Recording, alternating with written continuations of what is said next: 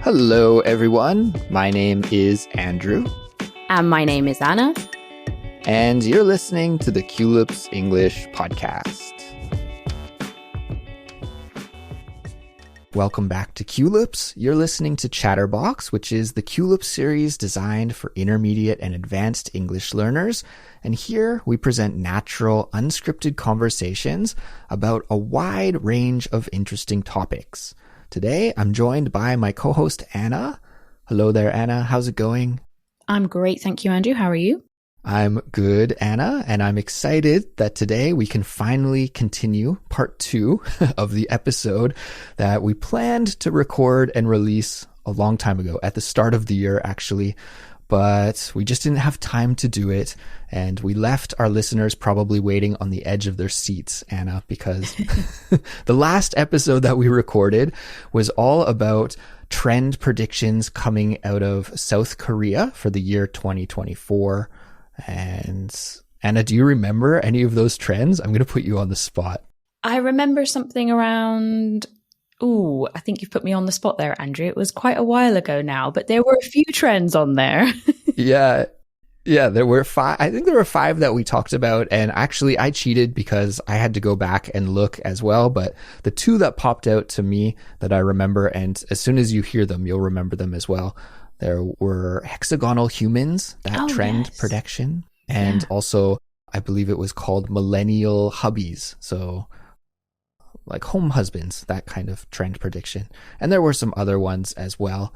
But what we're going to do for this episode is shift our focus. And we're not going to talk about trend predictions coming out of Asia, but we're going to go to the Western world. And we have exactly the same thing, trend predictions for the year 2024 that were made and are specific for a Western target. So these predictions are coming out of America, and they're specific for the American population.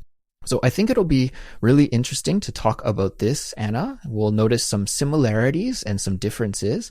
And even though we're, well into 2024 now it's the spring, I still think that it's okay to talk about these because they're kind of general predictions for the future. So don't worry too much about it being like a New Year's episode, everyone. It's not really that important that you talk about it right at the start of the year.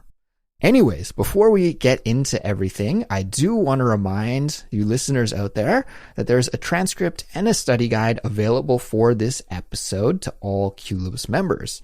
And using the study guide while you listen is an excellent way to improve your learning experience with us.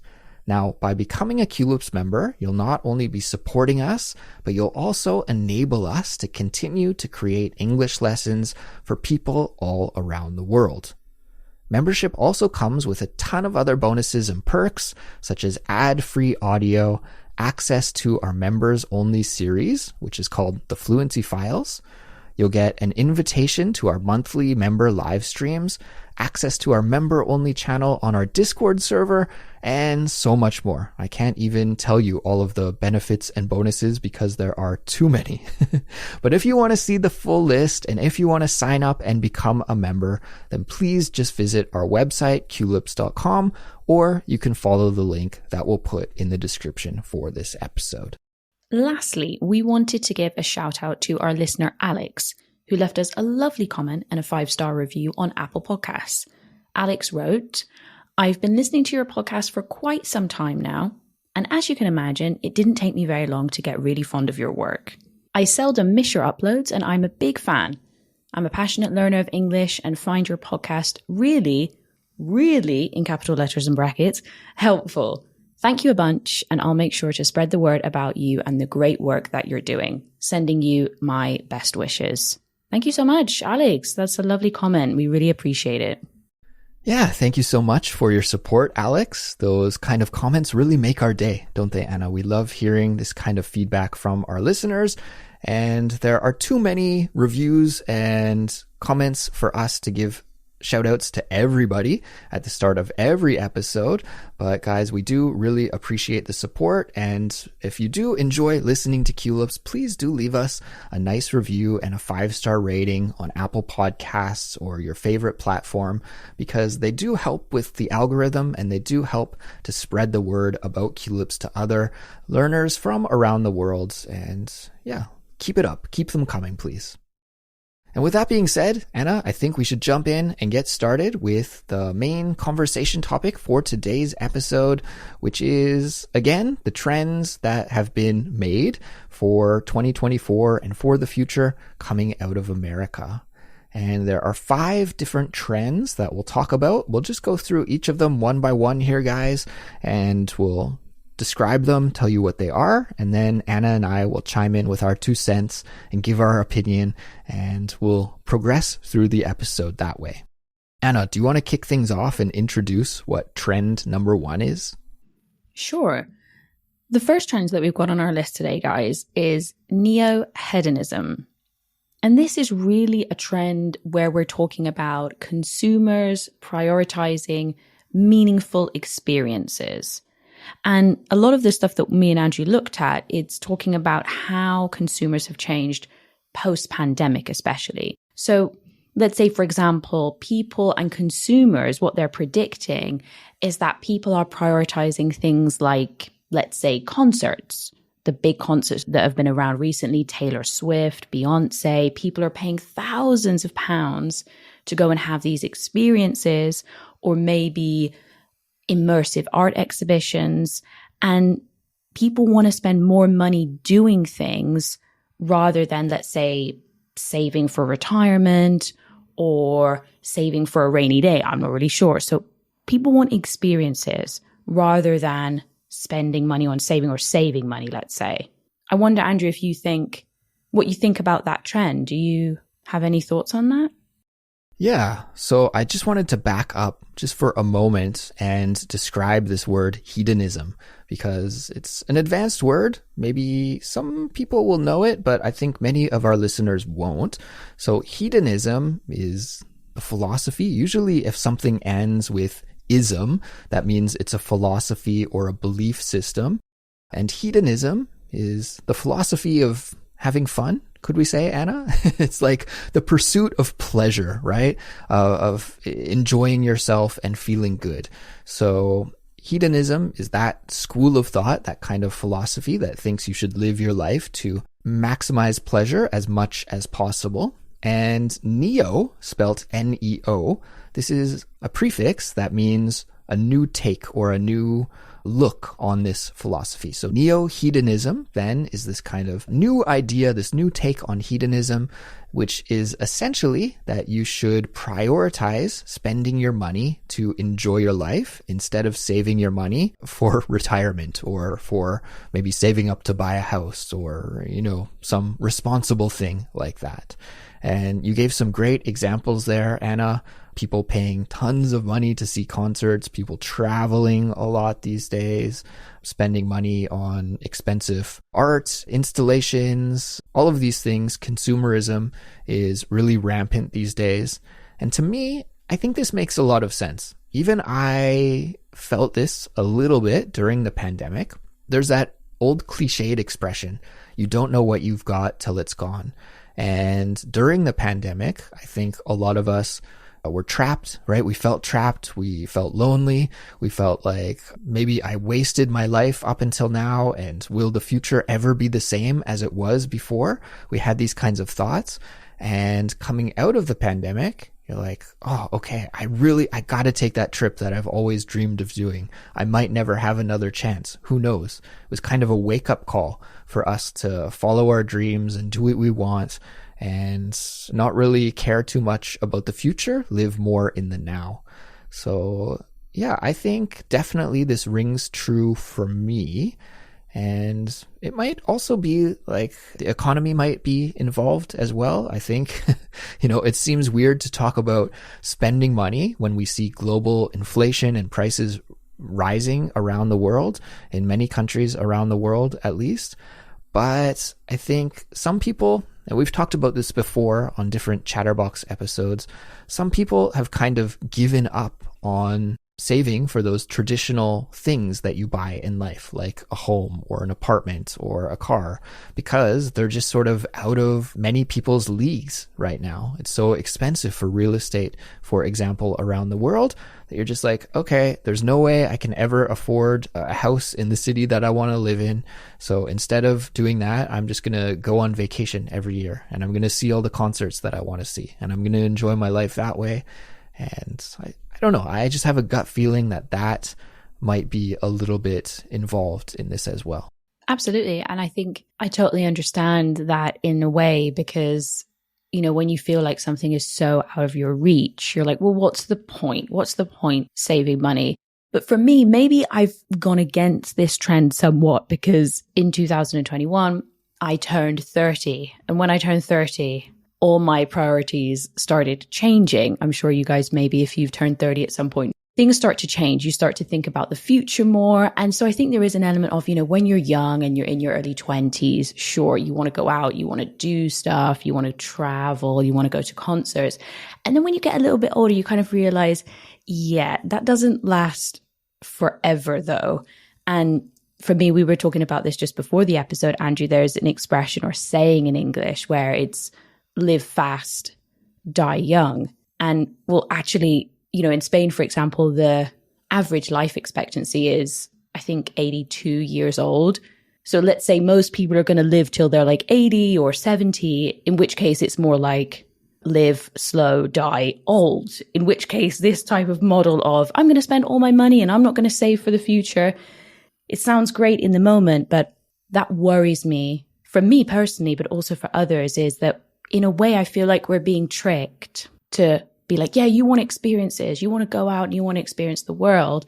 But actually it's like, but we still have a future too. In fact, we're probably going to live longer than a lot of people now, because maybe there'll be health advances, etc. So it scares me that there's not that dialogue about saving money, the future. But then I also think it's part of like, when you're young, you don't want to think about when you're 85. You want to think about going to a Taylor Swift concert. So I think there's also that element of just people being young, and that is kind of just what you do when you're younger.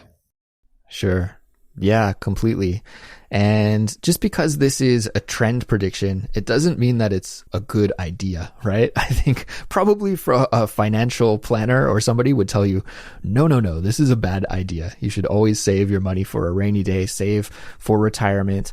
But yeah, I guess they're predicting, the people who made this trend prediction are suggesting that going forward, more people will be willing to spend their money on experiences than we've seen in the past. I think that's the main takeaway here.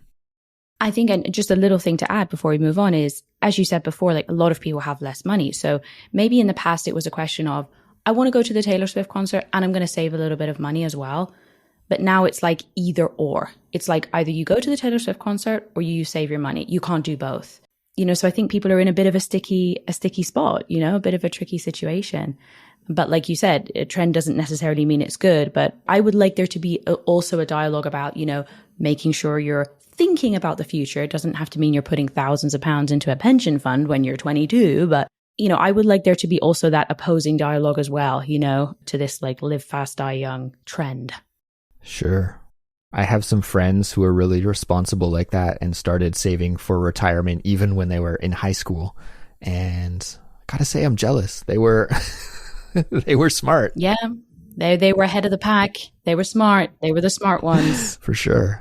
Let's move on to trend number 2. Trend number 2 is supporting brands with positive impact.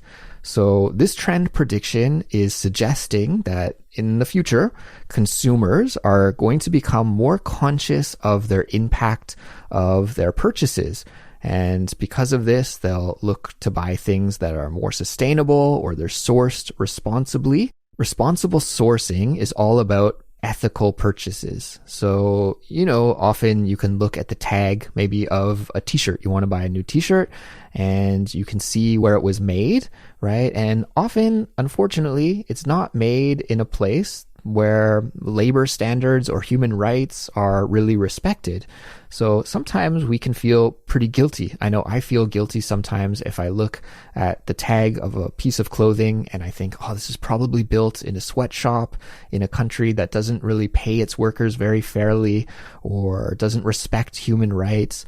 But responsible sourcing is maybe about all of the things that go into the production of that t-shirt, the cotton, the labor, and doing it in a way that respects those things, that respects the environment, respects human rights, respects labor, pays workers fairly, all of those things. That's what responsible sourcing means. And so going forward, these American researchers who made this trend prediction are thinking that consumers are going to pay more attention to this and are going to consider this more and more when they make their purchases. Now, Anna, we were chatting about this a little bit before we started recording, and we didn't have as much to say about this trend prediction. I really don't see this too much in my day-to-day life right now. I mean, it might change in the future, who knows, but right now I don't see it too much. How about you? I occasionally buy things where I'm thinking specifically about a brand in Spain that makes clothes, and one of their key selling points is that the clothes are made in Spain and Portugal. And I sort of think, okay, well that's great. I want to support that. So maybe that's one time I made a decision, but most of the time my daily purchases, I'm looking for a quality products, not necessarily that I'm not sort of going, into detail about the company. But one thing I really do is I do buy locally, and I've always been really big on that. So I go to the local fruit shop.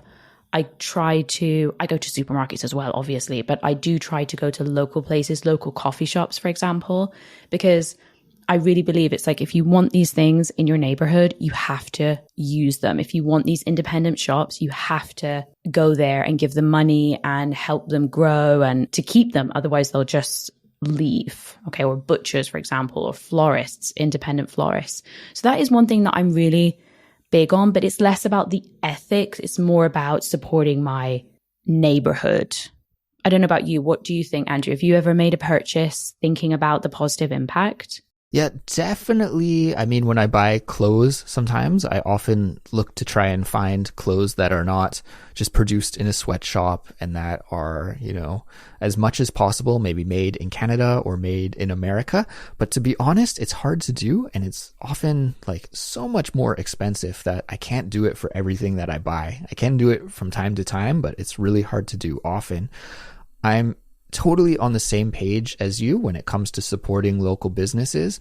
And I completely agree that it's like use it or lose it in your neighborhood. If there's a cafe that you like, if there's a butcher that does a good job, if there's a dry cleaner, anything that's in your neighborhood that's like a small independent local business, you have to go there. You have to spend your money in your neighborhood, or else these businesses will fail and then you won't have those cool, convenient services in your neighborhood. So I'm totally on the same page as you with that. I also do try to shop at local markets instead of the big chains, but I'm trying to think from an American point of view.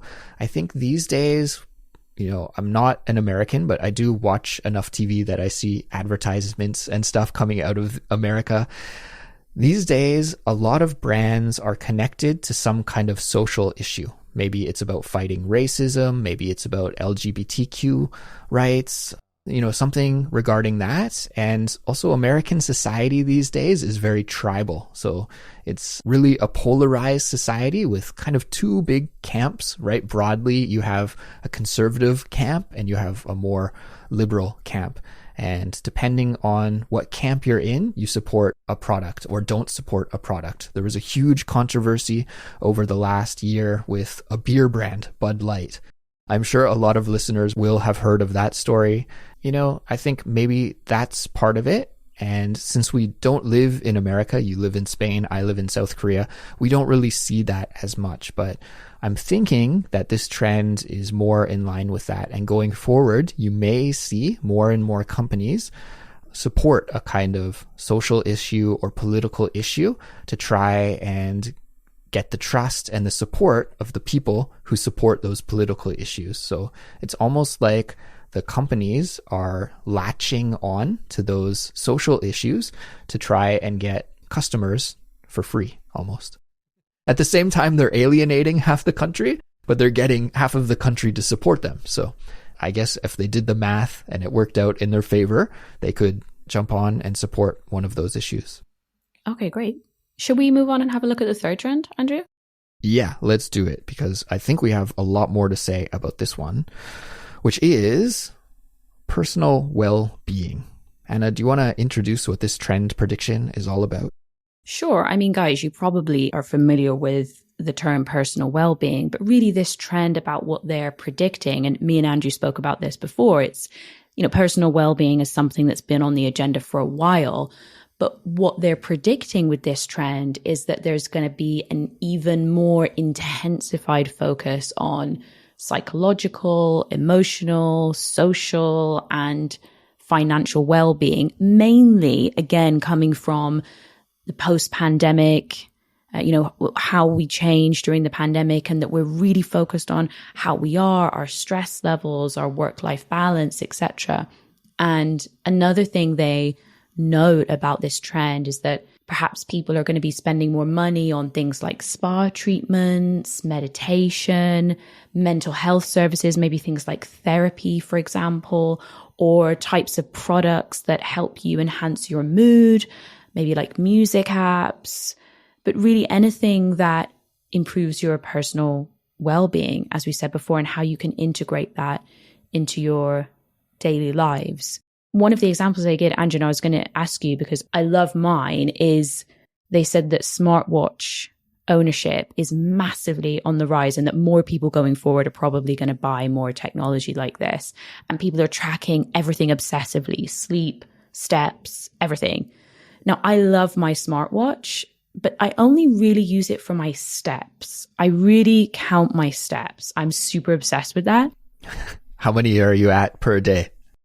I like to do 10,000 a day, even though apparently that's a complete myth. That limit, this has kind of become a thing that you're supposed to do 10,000 steps every day, but it actually just came out of thin air. It's not based on any scientific research. It was just a kind of finger in the air. Yeah, 10,000 steps. Actually, what they say is that people should be doing much more than 10,000. Really? Yeah, but with our lifestyles, it's really difficult it's not a bad target to meet, 10,000, but actually they were sort of saying that hunters and gatherers are doing 17,000 steps a day or nearly 20,000 steps a day. But obviously most people are not hunters and gatherers right now. So it's hard for us to sort of match that. Do you have a smartwatch, Andrew?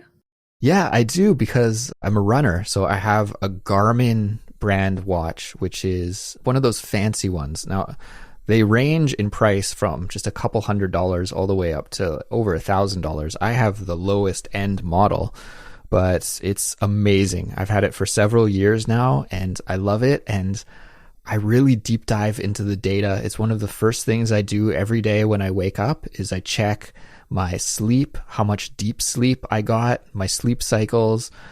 It has this function called a body battery, and it tells you your score of what it thinks your condition is for the day.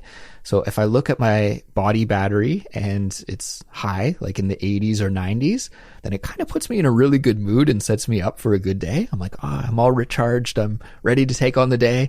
And if it's low, then it's really depressing. And I'm like, maybe I should go back to bed for a little bit, or I have to drink an extra cup of coffee.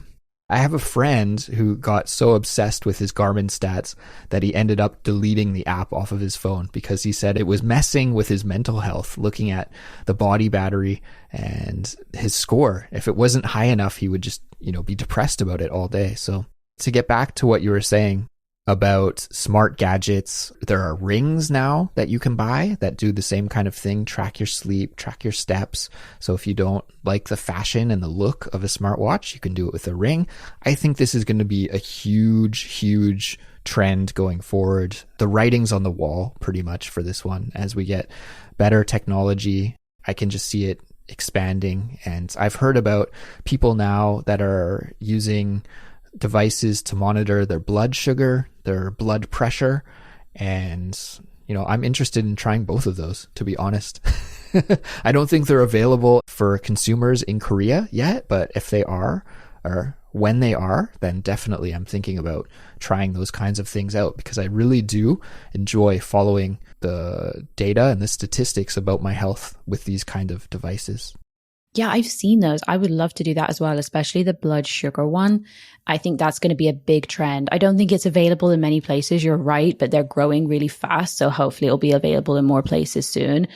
Another example that we saw when we were looking at these trends was things like natural energy boosters. So rather than just drinking water, for example, people are adding in these different types of like electrolytes or vitamins.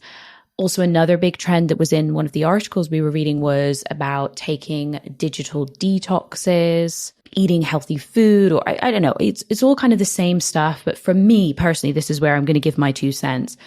For me, it's like, it's all great. Anything that makes you feel healthier for me is a good thing. But for me, a lot of these things are it's just another fad. I'm traditionalist with this. It's like, drink enough water, eat healthily, sleep well, do a little bit of exercise. It's not that complicated. And all of these things for me are just about like making things more complicated. And I was saying to Andrew before, it was like, you know, you feel like nowadays another thing that's been really trendy and I think will probably continue is this idea of like ice baths and saunas. And it's like, if you don't have a cold shower in the morning, you're a bad person. I'm like, okay, let's just relax for a second here. All right. This is one thing I'm not signing up to. If it helps you, then great. But I mean, I'm not having an ice cold shower in the morning before I go to work. It's just not happening. So for me, these are fads. If it helps you, great, no problem with it. But for me, it's just repurposing the old thing, which is eat healthily, do exercise, sleep well. Those are the core things at the end of the day. Yeah, I completely agree. I think a lot of these are trends and fads, especially in regards to using the sauna and using cold showers and ice baths. I don't know about our listeners out there, but guys, this has been a huge trend on many, many different podcasts, health podcasts, on YouTube videos. It's a huge, fad in the States and in the Western world right now, is hitting up the sauna and hitting up the ice bath. There are 3 doctors that I listen to via podcasts that are all into like health and exercise and fitness, longevity, all of these things. Dr. Rhonda, Dr. Peter, and Dr. Andrew, these 3 famous podcasters. And they all just harp on and on about the benefits of ice baths and the benefits of saunas. And I think like they're too disconnected from the real world. Like, I just live in this small little house. I can't install a sauna in my home. I can't install an ice bath. I don't know. So it's like this funny trend, but it's a trend that's like a lot of rich people seem to be talking about online. And for the regular everyday folk, it's funny. I've seen on YouTube a lot of people trying to install like these saunas, these portable saunas that go up to your neckline. And it's just for your body in this little inflatable swimming pool type of thing. And it's just kind of ridiculous. I don't know. I'm sure it's good. I'm sure it's beneficial, but not so easy for everyday folks to do. I think that's a really good point. And like you said, I mean, whatever floats your boat. If you want to get one of those little portable saunas, I'm all for it, guys. Maybe right now listening to the podcast from your portable sauna in your house, maybe. But for me, it's great. If it helps you, fantastic. But for me, actually, I think the last thing I'd want to say is I think me and Andrew, we're both really interested in kind of health and fitness and that type of thing. And maybe you are as well. But for me, the most important thing that I've noticed recently is by far sleep. Sleep for me is the absolute number one thing. I've been working really hard on my sleep to try and have a good bedtime routine, to try and go to bed at the same time. Because for me, the next day all depends on the night before. And so for me, the one thing that I've noticed has made a big difference to my life is getting better sleep. Nothing compares, I don't think, for me anyway. And I mean, this is me, going off my intuition, but it was one thing that was so hard for me was to go to bed at a reasonable time. And I've had to work really hard on it. But I would say that for me is the one, sleeping, and maybe I would say water as well throughout the day. But yeah, I like the classic things. Drink enough water, go to bed on time. And, eat healthy food. And for me, that's enough. I'm not really into lots of different fads, but if it helps you, then I think great. Anything that helps you feel better and have a better lifestyle, feel better, less stress, I think that has to be a good thing. For sure. We're completely on the same page there. And yeah, the quality of my life when I have a good night's sleep versus a poor night's sleep, it's night and day. So I'm totally with you there. Anna, let's move to the next trend, which is about technology engagement. And yeah, I think, I said for the last trend, the writing is on the wall. That's a nice expression to add to your vocabulary, guys, if you don't know this one already. The writing is on the wall. And that just means that it's clear to see that this will be happening more and more in the future. Of course, technology is just growing by leaps and bounds year after year. Seems like day after day, really. We're having new technological breakthroughs every day. And of course, we're going to be more engaged with this new technology. Of course, as we have more VR technology coming out, more AR technology coming out, which is augmented reality. So there's virtual reality, which is where you're completely immersed in a virtual environment. Maybe you're wearing a headset like one of the new Apple ones that has come out recently, or there are some other brands that create these headsets as well. And AR stands for augmented reality. And this is where maybe you could use your smartphone or a tablet or something to change the way that reality looks. And Anna, you were telling me some cool examples with AR in regards to shopping for makeup online. Yeah, so the beauty industry, definitely this is where I've seen a lot of AR being used. And for example, you go to a beauty brand and they have their different products. And a lot of products now people buy online, beauty products, rather than necessarily going into a store. But obviously you've got a problem there, because how do I know if this color looks nice on me? You're kind of taking a bit of a risk when you buy it online. So what they do is they have these different filters that you can put on your face, and you can try out the different lip colors. You can have a look. I'm going to say some things here, Angie. I'm not sure if you're aware of them, what they are, but foundation, this is the first layer, or one of the first layers that you can put on. And I don't know, they're okay. I'm a little bit skeptical sometimes about the colors and how realistic they are. But I mean, that's one area that I've seen it, but I haven't bought something. I guess the interesting point is I haven't bought something after trying it using an AR filter, because I was like, well, okay, it looks okay, but I still don't 100% trust it. The technology's not quite advanced enough yet where it looks absolutely real. Right. So maybe it's still in its infancy, this technology, and consumers need to trust it a little bit more before fully accepting it. I've heard, I think IKEA has a feature. Now, I haven't tried this. I've just heard about it, but they have a feature with one of their apps, I believe, where you could take a photo of your room, or maybe you just like even hover the camera over your room and you can see it in real time. I'm not sure exactly how it works, but there's some kind of function where you can decorate your room in your home with their furniture to see how it would look and see how it would fit in your space before you purchase it. And I think that's really cool. I just went through this home renovation project for the last, over a year, and we've done a lot of interior decorating and a lot of just imagining and sketching on pen and paper to see what it would try and look like. If you could see that in real time, I think that would be amazing. So I guess it depends on the product, right? Maybe for makeup, you'd be a little skeptical. I think in terms of decorating your room, maybe you'd be more like, yeah, the couch that I see is probably going to be like the couch that I end up getting. Probably, yeah, I would definitely use that service. I haven't used it either, Angie, but I think that thing of like buying, because I want to buy some new shelves, for example, for my living room, and I would love to just like see what it actually looks like, because sometimes it's hard to visualize.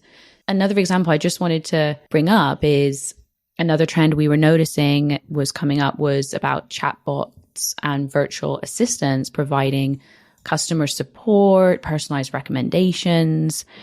And this is a really interesting one for me because, well, as an introvert, I love a chatbot. I'm all about the chatbots. I'm like, if I don't have to call somebody and ask them a question, fantastic. I love them. And Even more than that, I like the chatbots, but then they sometimes connect you to an actual person who then helps you with your order or whatever. And I've used that a few times and I love it. I don't have to call anyone. It's a little box that pops up. I can do my work at the same time. That is one trend that I am all about. Customer service via chat. I love it. I think it's great. Yeah, I recently had an experience using a chatbot for customer service for the first time. As listeners will know, I just returned from a trip to Australia recently. And when I was flying back home from Australia, I noticed on my ticket, it says that I could have up to 25 kilograms of checked baggage, but it didn't tell me how many bags. So I was like, does this mean I can have unlimited bags? Could I have 25 1-kilogram bags? It didn't tell me. So I went to try and find their customer support number. I was like, I'm going to have to phone this airline to find out the answer to this question. But I went to their website and it said, have a question? Chat with our chatbot. So I asked my question and instantly I got the answer. I didn't have to click around their website. I didn't have to call anybody. And it was awesome. It gave me the information that I needed right away. And yeah, it was a really good experience overall. So yeah, I've had that as well with airlines, like with the chat. It's great. And I just want to clarify as well, the reason why I said I'm an introvert, so I love chatbots, guys, just so you're aware, is because if I don't have to call, I would rather not make the call. I don't know whether that's an introvert thing. I don't know, but I'm a little bit shy when it comes to calling people. So I'm like, if I don't have to call, that's fine by me. I don't know if it's like this in England or Spain, but at least in Canada, we have a lot of call centers that are not actually located in Canada. They're located overseas. And often when you have to call customer service, it can be a stressful, difficult time because you're talking with somebody that is located in a different country. Often the quality of the call is really bad. And for me, this is not so much an issue because every day I talk with English non-native speakers and I'm really good at communicating with non-native speakers. But for people who aren't so used to that, they often complain about the accents or a language barrier, and it can be really frustrating for them. So yeah, I think maybe for these people as well, this could be more convenient. And I'm also in the same boat as you, Anna. I'm kind of introverted when it comes to phoning people. For whatever reason, a lot of people have this phone phobia, right? So if I can just chat online and get an answer quickly, then I'm all for it. And let's move on to our fifth and final prediction that we will talk about for this episode. And this prediction is secondhand is in. Secondhand is in. Anna, let's just break this down quickly. Secondhand means a used product, right? Could be some secondhand clothing, secondhand furniture, secondhand electronics. Just means that there was a previous owner. And if something is in, it means it's trendy or it's popular these days. So secondhand is in. It means that in the future, these researchers are predicting that people will be more willing than they are now to buy and purchase secondhand items. And I found, when researching for this article, I found a quote by a researcher from George Mason University in the USA. Her name is Christine McDaniel. And I thought I'd read this quote for our audience quickly here, Anna. Maybe I won't read the whole thing because it's kind of long, but I will just read the highlights. So Christine McDaniel, the researcher, wrote, "My willingness to pay for new clothes also is not what it once was. My favorite top used to cost $28. On sale, it was $19. Now I can't even find it, and the closest substitute is $72. There are 2 great consignment stores in my neighborhood, and online bargains are to be found." So essentially, I think this echoes what a lot of people maybe are feeling, is that clothes are really, really expensive these days, and often the quality is not really there, and there might be even some ethical issues like we talked about earlier about where it was sourced from or who made it, where it came from. And so because of that, more and more people are turning to secondhand clothing. You can buy a perfectly good shirt from the thrift store that will be a lot cheaper and yeah, it's perfectly fine. I don't know about you, Anna. I love thrifting not necessarily for clothes. I do that from time to time, but I'm more a thrifter for furniture and dishware. I love thrifting for like coffee mugs and plates and cutlery. I'm kind of a geek like that. And also electronics. I love vintage electronics, and I love going to the thrift store and searching through the old electronics, the records, the books even. So for me, secondhand has always been in. What about you? I would say the same. I think secondhand is great. Sometimes I buy really nice secondhand pieces, really nice secondhand clothes, but there is a big industry around secondhand furniture and like other things. We've got a couple of apps here in Spain that are super popular where people just, I don't know, upload a picture of their sofa. They're like, okay, somebody come and pick it up for 50 euros or something like this. So there is that culture around secondhand furniture. And actually, now that I think about it, there are actually a few apps that have come out in the last few years for secondhand clothes. I think it is a growing sector, a growing market, because people want to make the most of things that they have just sitting in their house. And there's a really nice saying that in English, which is one person's rubbish is another person's treasure, or something like that. Maybe I'm not hitting that exactly right. Yeah. One man's junk is another man's treasure. So what we say in Canada, at least. Yeah. And so it means like maybe you don't want it, but somebody else is like, oh, that's the perfect sofa for me. So I think it's great if we can use things that we already have rather than buying new things all the time. I think it's great to promote that, definitely. I think it's great. However, I'm a little bit sad that it's a growing trend because it's already hard enough to find amazing things. More competition for your plates. Yeah, more competition. And when I was in Australia, my wife and I did a lot of vintage shopping. We didn't really buy too much, but we did go and browse a lot of vintage stores. And there were some amazing vintage stores. They had all kinds of cool, awesome items. Except I know that what these people that operate these stores do is they go to the thrift stores and, they go every single day. And as soon as they find something cool, they buy it and then they bring it to their vintage store and they mark up the price by 10 times and then sell it for more money. So yeah, it was kind of sad. We went to this really amazing, huge thrift store, and right beside it was a vintage store. The difference between a thrift store and a vintage store is usually the price. Usually a thrift store just has donated items and they sell things very cheaply, and the profit that they make goes to support some kind of charity, whereas a vintage store is more curated. So a thrift store is just like random stuff. You never know what you're going to find. A vintage store, on the other hand, is curated, and usually all of the products are good quality and fit a specific kind of niche for whatever kind of, era or style you're looking for. But the main difference is the price. So this vintage store and this thrift store were side by side, and I just knew that the staff from that vintage store was going over to the thrift store every day to pick it and just sell them next door for 10 times the money. So more and more of this happens. I'm going to be a little bit sad, but overall it's a good thing. So it's okay. And just so you know, guys, as well, in the UK, we say vintage shops and we say charity shops. So we don't have the term thrift store in UK culture. I just thought that was an interesting point to highlight. We normally say charity shops. A charity is a voluntary organization that, as you said just before, Andrew, they raise money to spend on certain social causes, for example. But that's the terminology that we would use in the UK rather than the thrift terminology, which is more American, Canadian vocab, just so you know.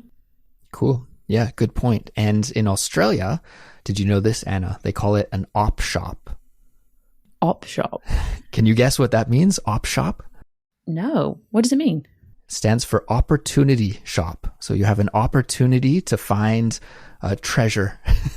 So I really liked that, an op shop. I like that. Yeah, that's cool. I like that. Yeah. Nice. Of course, the Aussies have the cool slang, right?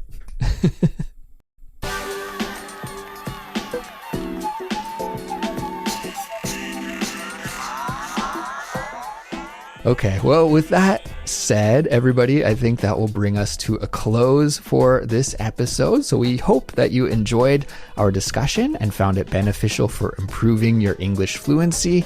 And please remember that this episode was made available for everyone thanks to our fantastic member community. And without our members, Culips wouldn't be possible.